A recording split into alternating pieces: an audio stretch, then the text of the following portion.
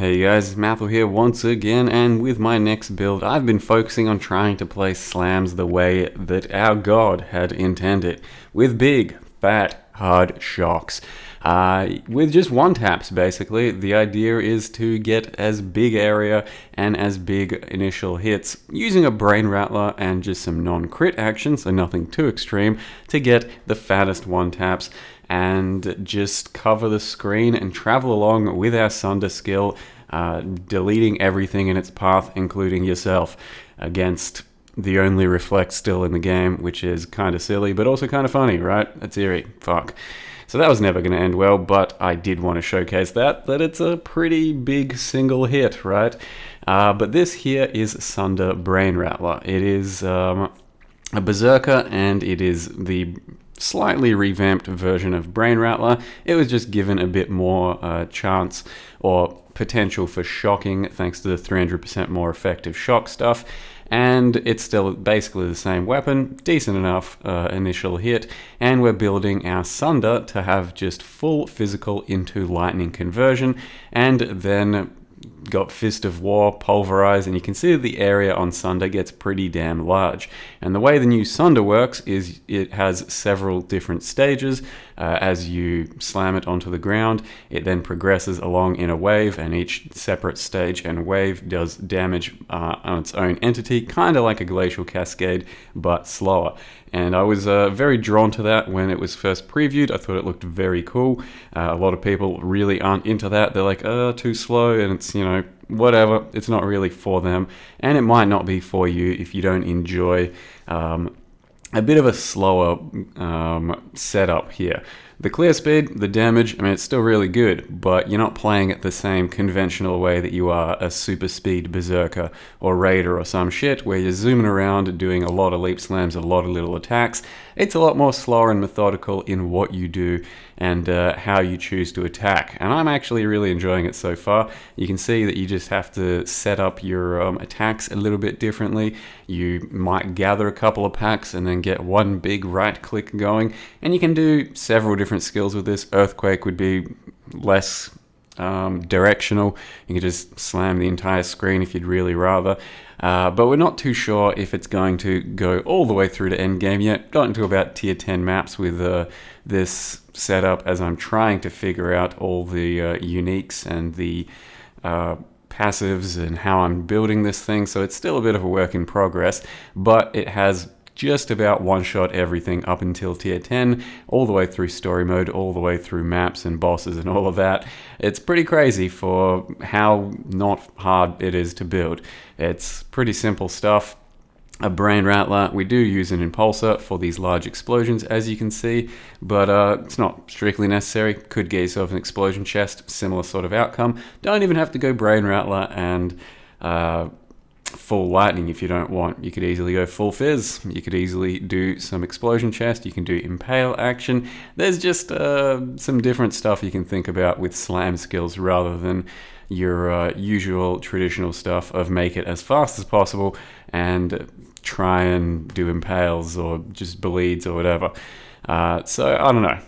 Don't know where I'm really going with that, but I've been trying to experiment with something slightly different, and I do enjoy the slower, more methodical playstyle, and these big explosions are pretty satisfying too. But Sunder itself, this is with the new microtransaction, has been quite satisfying thus far, even though I have heard it written off by most people, like, it's too slow, it's not very fun, it doesn't hit very hard, some shit like that.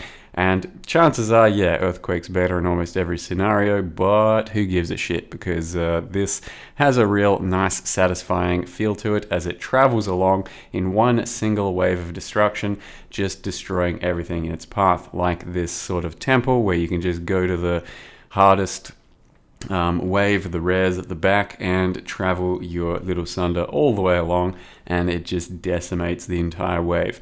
It's honestly just been pretty satisfying, and I'm pretty happy with how the characters turned out thus far. I think we're only level 85 or something, so we'll see how it goes in the next few levels, and I'm still trying to figure some things out for our accuracy for a couple of gear pieces maybe, and the passives and the clusters, but it's been a very satisfying gameplay. We one-shot most bosses, we one-shot our harvest packs, and I could recommend looking into something like this if you want to try a bit of a different gameplay, a bit of a different playstyle to your usual, because I think it's been pretty damn worth it. So we'll see how it goes, but we'll get into how I've built it so far and how I'm still trying to plan to build it. There are quite a few slightly unique interactions from what I've done in the past, so it might take a bit of time to explain. So here is our current character, level 86, called Did Someone Say Shock? It is a berserker. It is currently losing health as we speak because he's got 80 rage, and thanks to the Ascendancy up here, the Rite of Ruin, you lose 0.1% of life per second while you are not losing rage. So that's 8% life degen per second, just standing around in town, because we don't lose rage thanks to the new Timeless Keystone from the Akoya tribe, whatever it is, and it's called Chainbreaker. You regenerate 3 rage per second, and then increases and reductions to mana regen instead apply to rage regeneration rate. You lose 5 rage when you hit an enemy no more than once per 3 seconds, per 0.3 seconds, and since we hit pretty damn slow, we're not really losing too much rage too often, and it's not a very big deal. But what's happening here, as you can see, is that we generate our rage pretty quickly because we want 80 rage at all times, or at least close to it, and we want to get 50% more damage from our exerted attacks every single time we warcry, and then to quickly bounce back up to damn near full rage. So if we just like spam a bunch of warcries, you can see it shoots back up pretty damn quickly, and we do get that 50% exerted buff going while it's up. Just before we attack with, or after every single warcry, we get that big boost. So you get the 50% more for your attacks there. For the large hits, you get the 40% more from Aspect of the Carnage, and you get like 150% attack damage from our triple rage. And we're yet to grab Berserk, but we'll probably press Berserk for proper boss fights as well. Now, the degen does look kind of like a problem, but it's mostly just standing around in town or harvest crafting. You can't die to this degen in town or in your hideout, but out in the wild you can. So I've died a couple times while harvest crafting, and I've just gotten complacent because it feels like I can't die since it's same, you know, it's how it is in the hideout. But out in the real world, you can die, and this will degen you, so you do have to occasionally press your enduring cry to top yourself back off. But during mapping, it's not a problem. You'll be enduring crying occasionally, and we do have a leech as well from a Feast of Flesh, so leech also helps take care of that. But if you just really don't like the degen while playing something like this, you can just unspec Rite of Ruin. It's not that big of a deal, and then go into maybe the leech nodes, or if you want, just a bit of extra damage. But Chainbreaker, I think, is fairly convenient for this type of playstyle because it does make sure that we have a very good set of rage going all the time, and lets us exert 50% more for our attacks just about always thanks to Warbringer. And the reason we've got 80 rage is because this passive over here has 10 max rage, and then the new belt Bear's Girdle has 20 max rage. It's actually not strictly worth using on this build because it is pretty good. It gives us 20 more rage, which is quite a bit more extra attack speed, damage, movement speed, and the 6% fizz per 10 is not bad too. But the main other thing is nearby enemies are crushed, which I think is 15% physical overwhelm, which is like 15% fizz armor pen type thing. That doesn't do anything for us, so it's kind of not that cool, but for the physical Impale builds, it seems like a pretty strong item. So we do have 80 rage thanks to those interactions, but onto the main weapon, we're using a BrainRattler. Has a bunch of physical damage to start with, converts half your damage to lightning, 50% chance to shock. You shock enemies as though dealing 300% more damage. So imagine we hit for 1 million and the boss has like 10 million health. That's, you know, 10% of its life. But if you have this mod on there, it's like you're hitting for 3 million. So that means that you will have more potent, more powerful shocks against most enemies. And it's in some cases not going to be relevant. In some cases, hopefully it'll help us get to our 60% shock threshold, since we are also using a overshock little medium cluster jewel, which gives us 30% increased effector shock, but mostly your shocks can increase damage taken by up to 60% maximum. Typically, shocks can get things to have 30% increased damage, but this is quite a lot larger. So that's the main idea there. And then also you've got 20% penetrate. Enemies you shock have 30 reduced cast speed and 20 reduced movement speed. There's a lot of bosses and enemies out there that are focused or based around cast speed. So this does actually become quite a good defensive property if you start timing your attacks around, or timing your defense around, the enemy's 30% reduced cast speed. So then we've got an impulsor that just lets us explode enemies quite a bit nicer. With the shock chance and the explosions, we've only got currently, I think, 60% chance to shock, so it's not always. But with these gloves, Storm's Gift, enemies you kill are shocked, and then the shocks you inflict spread to other enemies within a radius of 15, means that you're pretty much always guaranteed to be exploding packs with the impulsor and with the shock sort of prolif off of the initial first corpse. So even without the 100% chance to shock, so far it's working out just fine. I do kind of want more chance to shock, and I'll look into where I can get that, but so far the only other thing is from conductivity, but not having 100% chance to shock does feel a little crappy, so I might try and remedy that, but for now it's been a bit of a head scratcher. As for the rest of the passive tree, it's been sort of a toss-up. I leveled with Resolute Technique up until just recently because fixing accuracy is a complete bitch. But the idea is to then get Elemental Overload so that whenever we crit with our skill or Armageddon brand, you then get 40% more damage, but we then have to fix accuracy to a completely high degree. I'm not completely sold on keeping this, but I'm trying to, because 40% more would be lovely. It's just that if I can't make it convenient enough, then it's not going to be worth taking.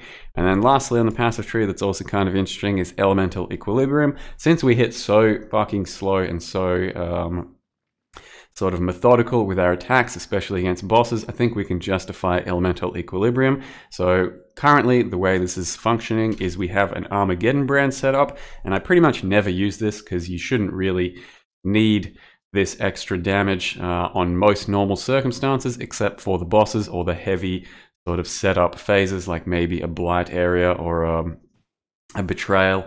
But you drop your Armageddon brand near those enemies. Armageddon brand will hit with its fire every so often, and every single time it hits with its fire, it will make the enemies 50% weaker to lightning resist.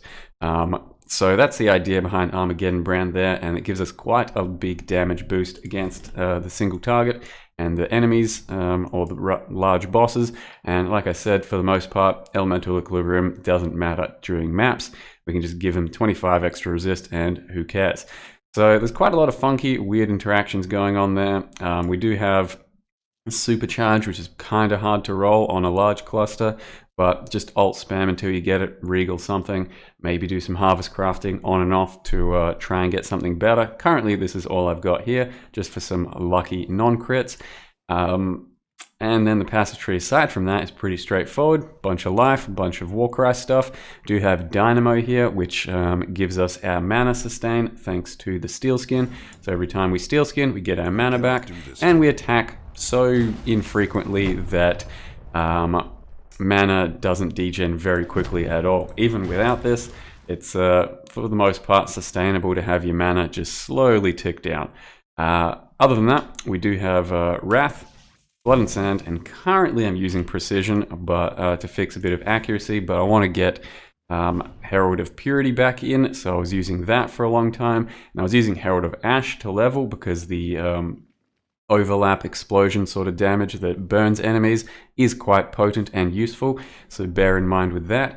And if anything else comes to mind interesting, the Helm Enchant does make a Sunder move faster, so by default Sunder is pretty slow, as you can see like this, and it's completely fine. I played like this for maybe 75 levels, and I kind of like it. It's got its pros and cons of being slower, because more enemies can like walk into that line of fire as it's going. But if you want to make it faster, you get the helm enchant, and then all of a sudden it travels a little bit faster and it will clear just a bit faster, but you won't have the enemies kind of walking in and getting several different stages of overlap or some shit. The playstyle is essentially just press your seismic cry every now and again, get 5 attacks out of your seismic cry and press it again. We only really press intimidating cry for the large enemies and enduring cry just to sustain us whenever we want, but it's not too often. But the setup is essentially you want to get yourself down to your last attack on your seismic, your intimidating cry is up, your enduring cry is up, you swap into your blood and sand, your blood stance, you drop one of these, you get a war chief out, which I don't currently have, don't currently need, and then your last attack will be the biggest, beefiest attack possible, and it's always going to be Fist of Ward as well. So Fist of War does give you a lot more damage with it, with your attack, a lot more area, and it's up every 2 seconds or so, which for us is a lot of the time, but that's why some of our attacks are big and red, and some of them are just blue and normal, and that is thanks to the microtransaction, which I think is okay, but you can definitely go without the microtransaction. It's just a big Sunder wave, and it also sounds a lot cooler, so don't feel bad about the micro if you don't have it. I kind of like the non-micro more, but for the most part, people like the micro a little bit more. So our links in here are currently Sunder, Fizz to Lightning, Ellie damage with attacks, melee fizz, Fist of War, and pulverize. We do want that area, we do want that damage. And all of my area for the skill and the build are coming from Fist of War, pulverize, and blood and sand. There's basically none on the tree, none anywhere else. So you can get some pretty crazy area just by default. We then got Wrath over here, and we do use the Wrath Watcher's Eye with physical as extra lightning affected by Wrath. We've got Herald of Purity, which I want to fit in, currently don't, Blood and Sand, Intimidating Cry, Seismic Cry, Steel Skin, and Precision over here, Second Wind, Dash, attached to Leap Slam and Enduring Cry, and then this little setup here is Armageddon Brand, increase critical strikes so that our Elemental Overload procs more often, Curse on Hit, and Conductivity. But like I said, we rarely press this, and you don't have to take Elemental Equilibrium if you don't want to do the extra setup, but you will have less single target potential. As far as the Ascendancy is concerned, my first 2 points were these, then these, and lastly these. They're kind of optional, but I'd say these are the main draw for Berserker. Then running a Wise Oak and a Lion's Roar, and currently just another flask for a bit of regen and a bit of damage in the form of a Sulfur Flask. I'd say that's about it for what I need to say for the character so far. I'm going to try and hit about 5,500 life, maybe a bit more. Still looking into another cluster jewel, a bit more life, a bit more damage, all of that sort of thing. But it's been pretty fun, and it's something I can kind of recommend. Getting a lot of accuracy is hard, so it might not be worth it and just rather get Resolute Technique, but we'll have to wait and see. I'm trying to make the most of it anyway. Hope you guys enjoyed the character. Thank you very much for watching, and see you next time.